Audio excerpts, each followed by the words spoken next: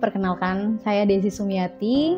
Saya dari Pekalongan, umur saya 28 menuju ke 29 tahun. Jadi awal mula saya merintis usaha skincare, itu memang banyak banget perjalanannya tuh. Kalau dibicarain mulai dari zaman sekolah kali ya. Jadi itu jadi story kenapa aku akhirnya memutuskan untuk jualan skincare.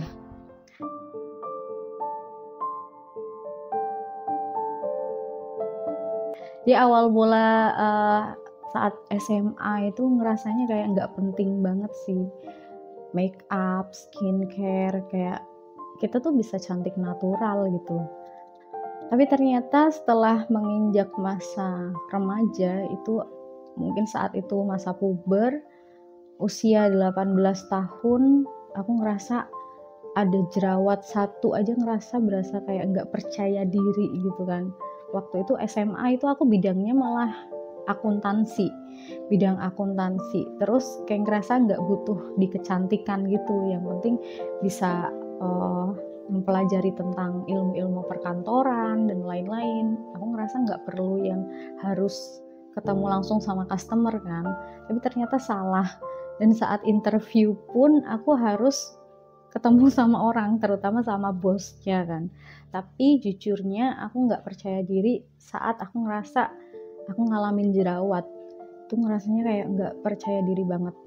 Terus aku ngerasa kan ini tuh udah penting gitu. Sedangkan saat itu belum banyak uang untuk beli skincare. Ya mau nggak mau akhirnya harus kerja, harus ngikutin perjalanan kehidupanku saat itu dengan kondisi berjerawat dan makin parah. Akhirnya banyak banget jerawatnya di bagian pipi itu mungkin lebih dari 5 jerawat, 6 jerawat, 7 jerawat. Dan ketika menstruasi, jerawat yang satu belum sembuh, tumbuh jerawat baru lagi. Menstruasi lagi, begitu terus berangsur, dan saat itu tuh sampai yang jerawatnya itu meradang banget.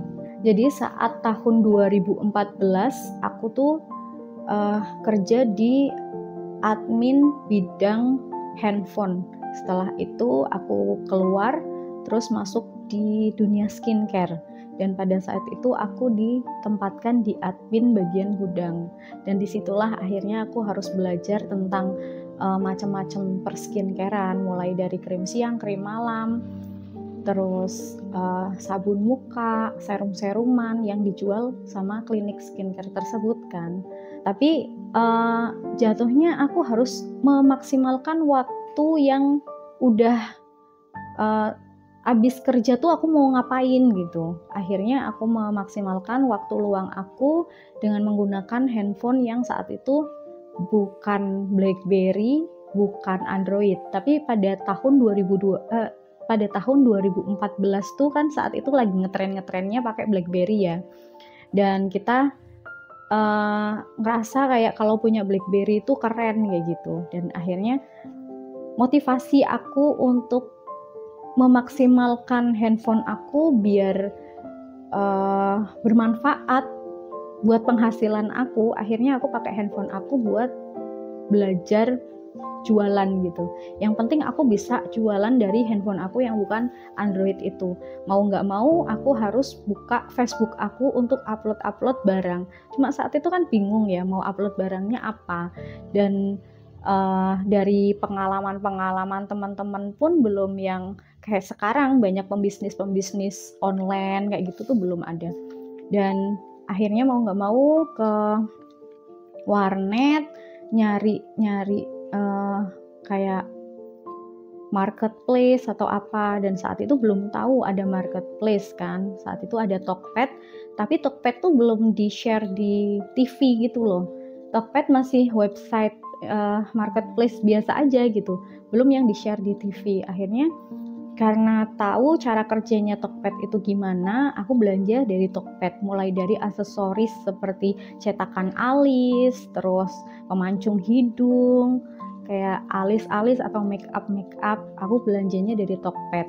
Dan saat itu karena belum setransparan sekarang, harganya itu aku bisa up jauh banget. Dari cetakan alis yang aku belanja harganya Rp5.000 aja, aku bisa jual senilai Rp45.000. Kayak pemancung hidung dari Tokped itu Rp6.000, kayak gitu aku bisa jual sampai 35.000. Jadi itu tuh masih sangat berpotensi untuk cuan ya saat itu. Dari Tokped aja gitu. Dan akhirnya aku menemukan supplier skincare yang aku pakai dari klinik kecantikan yang sebelumnya aku kerja. Dan akhirnya aku menemukan suppliernya ada di Tokped gitu. Dan aku belanja dari Tokped. Dan rangkaian satu paket itu tuh di klinik kecantikan itu tuh jual sampai 370.000 di satu paketnya. Tapi aku jual saat itu 290.000 aja udah untungnya banyak banget. Jadi skincare itu tuh bisa yang kita tuh ketika kita mau meningkatkan pelayanan, terus juga mau telaten ya kayak konsisten untuk komunikasi sama customernya, aku rasa itu yang harus dibayar lebih gitu. Karena ada customer yang maunya konsultasi gimana caranya pakai produk, gimana caranya dia menyembuhkan jerawatnya dan lain-lain. Itu tuh bahkan ada yang curhatnya itu tuh jam 10 malam, jam 1 pagi gitu. Dan aku ngerasa itu yang harus dibayar mahal gitu. Jadi saat itu aku belanja skincare tuh rangkaian satu paket itu isi 4 produk, itu 115.000 dan aku jual 290.000. Jadi itu untungnya masih banyak banget kan. Dan aku rasa itu yang memang harus dibayar mahal. Jadi setelah aku ngerti berapa keuntungannya skincare dibandingkan dengan aksesoris kosmetik yang tiap tahun itu tuh berganti-ganti terus, gak konsisten, dan aku melihat peluang pada saat itu. Aku ngerasa banget waktu aku jerawatan, waktu teman-teman aku jerawatan, itu aku jadi ngerasa iya ya, jerawat tuh gak enak banget. Jerawat tuh bikin kita gak percaya diri, jerawat tuh bikin kita ngerasa nyut-nyutan, sakit, saat kita tidur kena bantal sakit, kena tangan sakit, cuci muka sakit, itu ngerasa nggak enak banget. Jadi aku ngerasa ada ketakutan orang ketika berjerawat itu tuh ngerasain sakit dan nggak percaya diri. Dan peluangnya saat aku jualan skincare itu belum yang tahu banget bahwa peluang itu tuh ada. Tapi setelah ada customer 1-2 orang yang ngerasa itu tuh berefek kayak akhirnya sembuh, aku ngerasa seneng, happy gitu. Jadi aku ngerasa happy karena produknya itu bermanfaat. Jadi awal mula aku akhirnya bangun bisnis dan fokus di bidang skincare itu ya, pertama itu memang tujuannya itu biar produk yang aku jual yang penting bermanfaat. Entah itu suppliernya dari mana, entah itu harganya berapa, yang penting ini tuh produknya memang berefek ya untuk orang ini dan efeknya ini bagus. Sehingga jerawatnya ini tuh rasa jadi lebih ringan, jadi sembuh, jadi lebih percaya diri. Dan secara nggak langsung ternyata teman aku yang aku bantu buat pakai produk ini tuh akhirnya ngobrol sama teman-temannya yang lain gitu. Nah ini loh aku pakai produknya punya Desi gitu, cocok karena jerawat aku hilang, terus aku jadi ngerasa lebih percaya diri kayak gitu. Dan itu ngefek dari mulut ke mulut dan akhirnya banyak yang ada permintaan produk ke aku gitu. Rame lah aku jualan skincare itu dari supplier tersebut. Nah, lama-kelamaan banyak online shop yang akhirnya buka store juga. Dan mereka tuh sistemnya dagang aja. Mereka banting-banting harga gitu. Dari supplier yang aku belanja itu dengan belanja harga 115 bisa dijual sampai 290.000, mereka jual dengan barang yang sama dan potong keuntungannya itu sampai yang jual 200.000. Jadi itu tuh aku ngerasa wah jauh banget dari harga yang aku jual gitu. Selisihnya sampai 90.000, 50.000 kayak gitu-gitu kan. Semakin jauh, semakin banyak online shop yang baru-baru, yaitu kebanyakan mereka yang baru tuh nggak tahu sistemnya bahwa kita ada sebuah pelayanan yang memang harus dibayar lebih.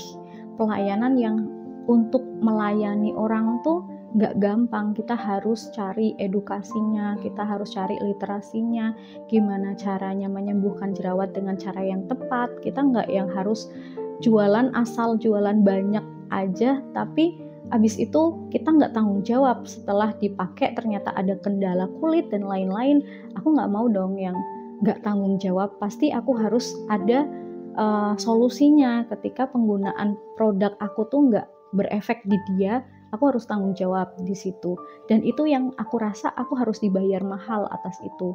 Jadi aku memutuskan untuk akhirnya punya brand sendiri. Ya, aku patenkan merek dengan merek GB Glow Beauty dengan sistem yang aku inginkan.